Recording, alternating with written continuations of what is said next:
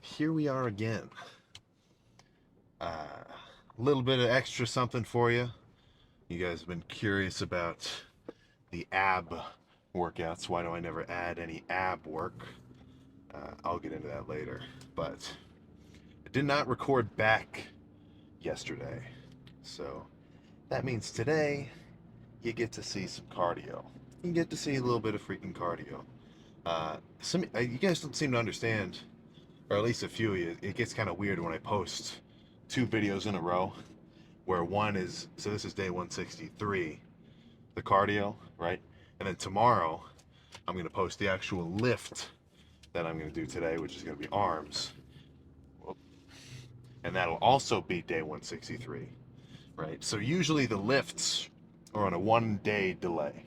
If I hit arms today, that means the video will get posted tomorrow. But I'm doing cardio today, and the video's coming out today. So maybe that'll clear up some of those, 10 comments that are like, Sam, why do they have the same number? Whatever. But logic behind the cardio, 30 minutes of a slightly, well, not slightly, but not like insanely elevated heart rate, right? That is the goal of your daily cardio, right? I'd say there's all sorts of fancy terms that people like throwing around. Everybody's heard of HIIT training, high intensity interval training. That'd be like doing sprints, waiting a minute, do another sprint, waiting, shit like that.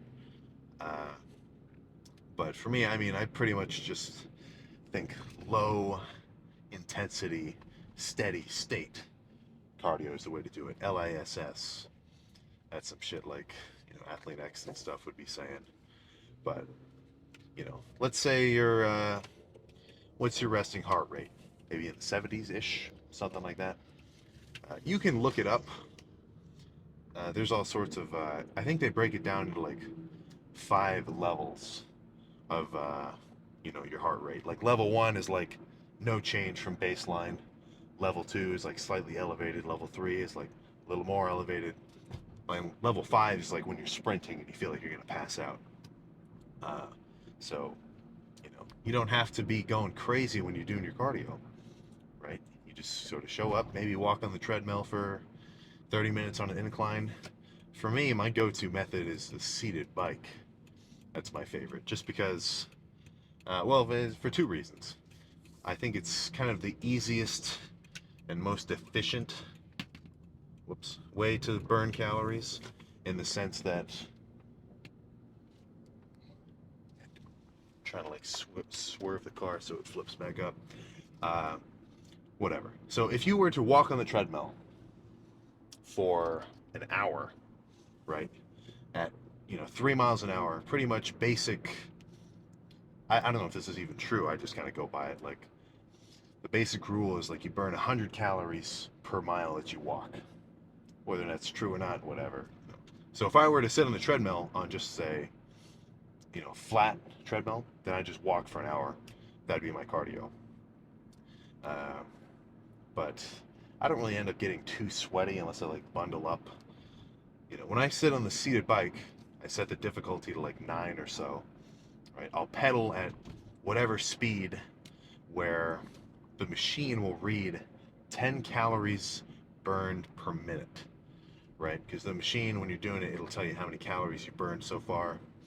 Whether or not that number is actually right, whatever. It's not. You don't have to be that specific about it. Like, if you wear a fucking Apple Watch when you're working out, it might say that you burned like. I see people post, an hour-long or 30-minute cardio session, and they post a picture of their Apple Watch, and it says they burned 1,000 calories. Not so sure that's true, right? So it's whatever, right? The number isn't that important, right? But for me, that difficulty level where it says I'm burning 10 a minute, it just feels about right. So at about 15 minutes in, or maybe 10 minutes in, I'm starting to sweat. 20 minutes, real sweaty. And then by 30, I'm not out of breath, but I'm breathing a little heavier than normal, maybe. And, shirt's pretty much not soaked. I guess it depends on how hot it is, but it's not that hard.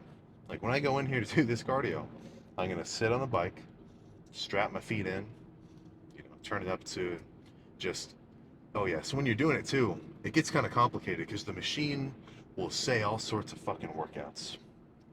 It'll say like, or it'll have a few buttons like modes, like hill climb mode, high intensity mode, interval mode. The one that really fucking gets me is fat burning mode, as if that specific mode is the best for burning fat. Oh my god. Just hit fucking quick start and turn it up to a difficulty where, like I said, you burn 10-ish calories per minute. Now, if that feels like it's too much or like your legs are starting to get a little too fatigued, then drop the difficulty down.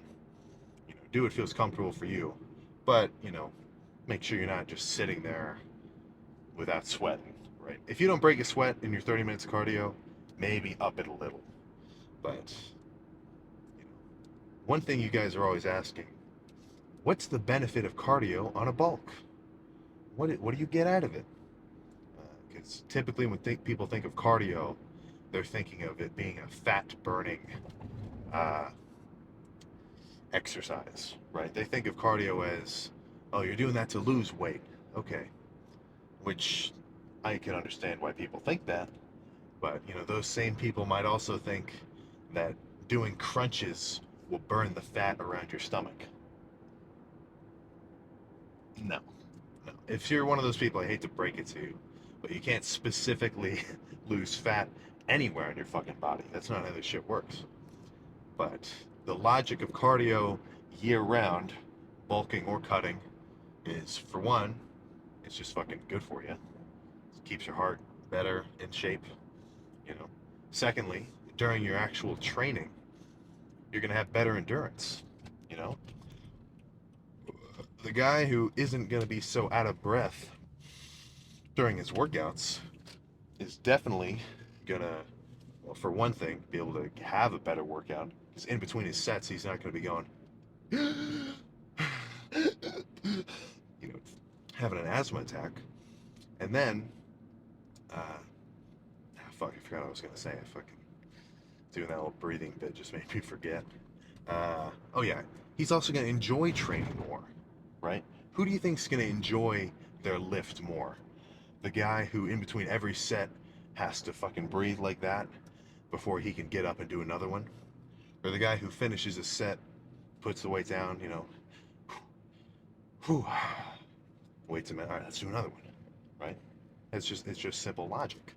And then another thing, probably another benefit for doing cardio when you're bulking, is you're not going to get so fucking fat. And by so fucking fat, I mean gain more body fat than necessary, right? Just because you're going to be a more lean machine, right? You're burning more calories throughout the day by doing that extra cardio in the beginning. It's going to boost your metabolism. You're just going to feel fucking better, right? You're going to feel better during your day, during your whole day, training included. So we go in there for 30 minutes, and we can do a little pumpless pose down, and then talk about something else. Not sure what. All right. So I forget if I said I was going to do this in the car or not, but I just finished sitting on the bike for 30 minutes. I'm not even drenched. It's not that hot in here though.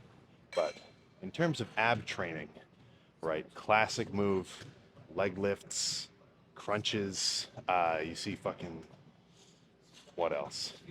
Like you'll hold like a dumbbell on one side of your body and bend over to work like your side abs.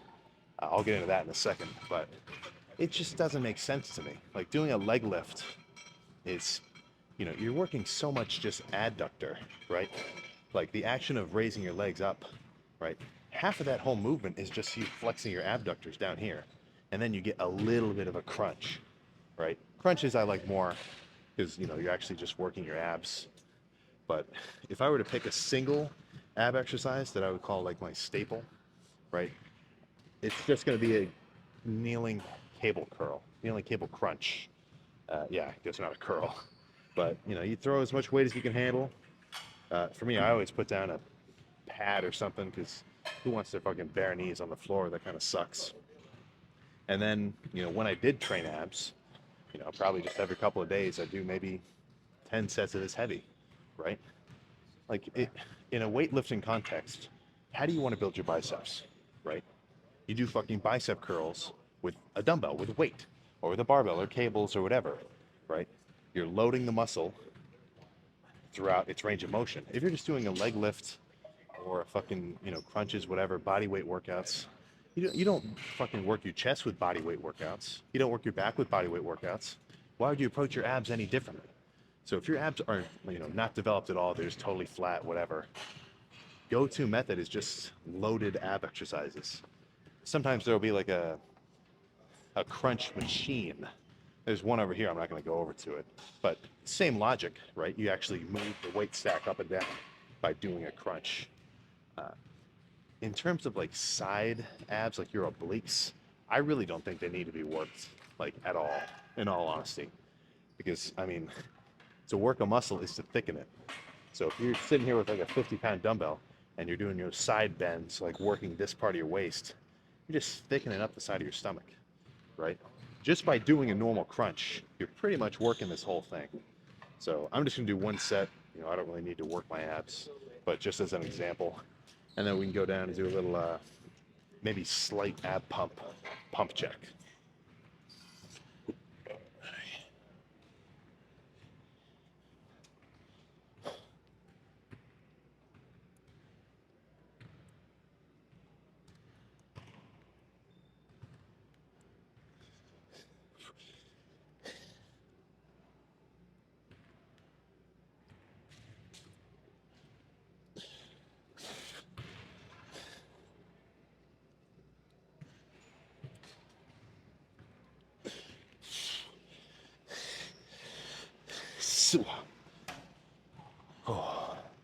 And when you do these, you could use a bar, you could use whatever. I feel like the rope is the best, right? Don't pivot your fucking your arms, right? Like, I'm holding it right here, but as I'm crunching, my arms aren't moving up or down or anything. The whole point of them is just to, hold the handle and then only, pivot from your abs. But yeah, I mean, if you want to develop your abs, or if your abs are like flat, like I was saying before, I swear just sitting here with some decently heavy weight should fucking blow them up way faster than any leg lift body weight ab workout will. Oh my God. That's just part of like the delusional side of fitness. Seeing like fucking, it's mainly girls that I see post this kind of shit, where they like lay down on the ground and they're like tapping each side of their body. Oh, that's the dumbest shit I've ever seen in my life. But whatever, let's go do a pump check. Yeah, I'm serious. That's definitely the ticket to actually building your abs, right? You're going through the motion of fucking flexing them, right? This is the whole point of your fucking abs. Well, in a basic sense, right? If you're thinking about them, when they flex, it's supposed to pull your fucking chest towards your hips, right?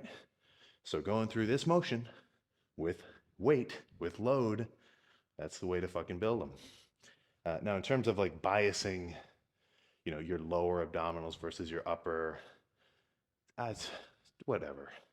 If you just sit there for 2 months and maybe twice a week, you do 8-ish sets of those heavy cable crunches, you're going to notice a difference, assuming your body fat is low enough where, they're visible, right? But let's see what we're looking like so far. No pump. My back is still thrashed from yesterday. Kind of sad you won't be able to see that workout, but whatever. Didn't really feel like recording it.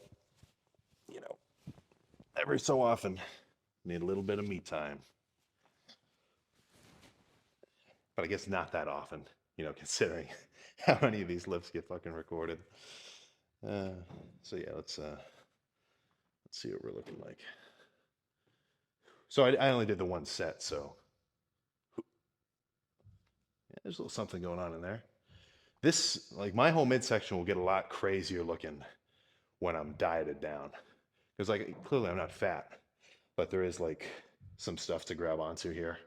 But once this gets, more like kind of up here, thin, right? All sorts of cuts start coming out and little veins poking around. It's just super cool, right? Fun part of being dieted down.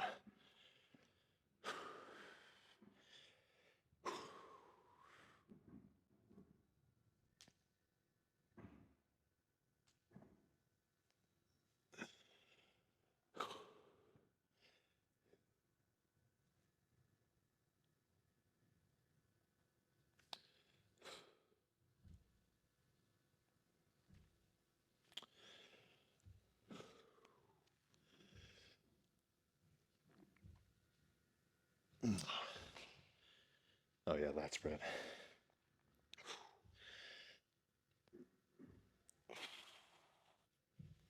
I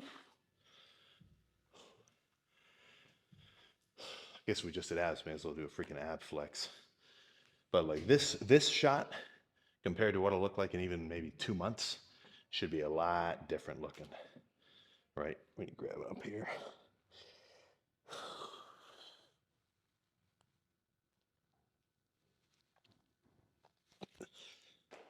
Oh.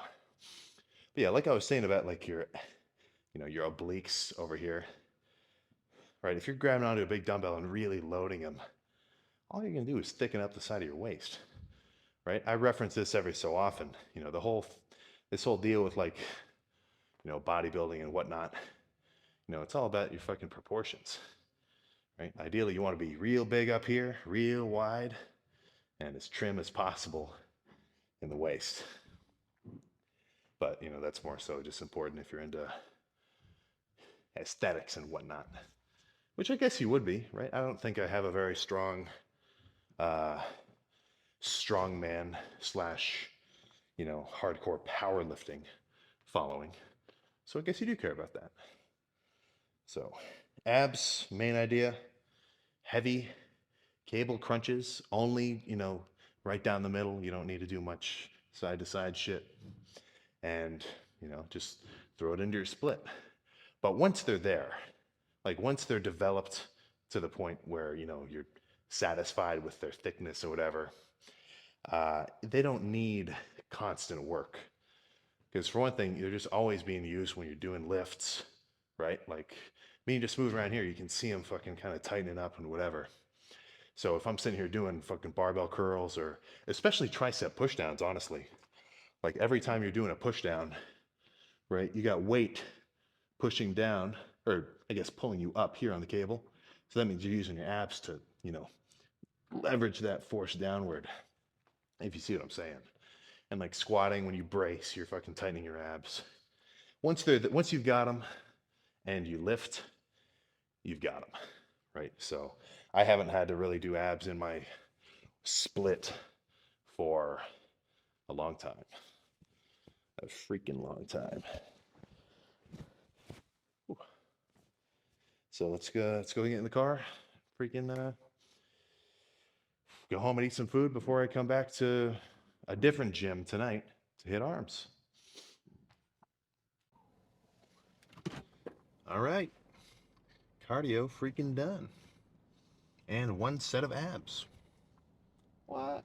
Yeah, I mean, obviously this trip was mainly for the cardio. Mainly for the freaking cardio. That abs was just a little extra something for you.